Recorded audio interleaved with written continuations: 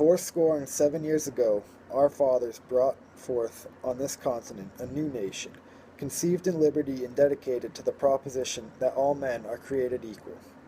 Now we are engaged in a great civil war, testing whether that nation or any nation so conceived and so dedicated can long endure. We are met on a great battlefield of that war.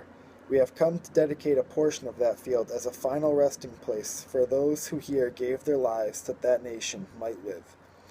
It is altogether fitting and proper that we should do this. But in a larger sense, we cannot dedicate, we cannot consecrate, and we cannot hallow this ground. The brave men, living and dead, who struggled here, have consecrated it, far above our poor power to add or detract.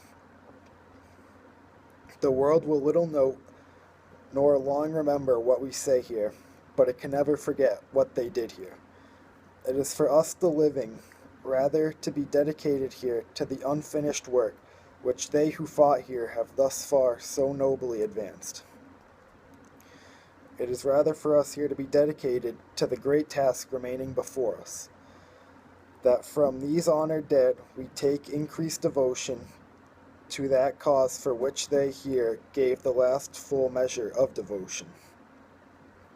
That we here highly resolve that these dead shall not die in vain. That this nation under God shall have a new birth of freedom. And that the government of the people, by the people, for the people, shall not perish from earth.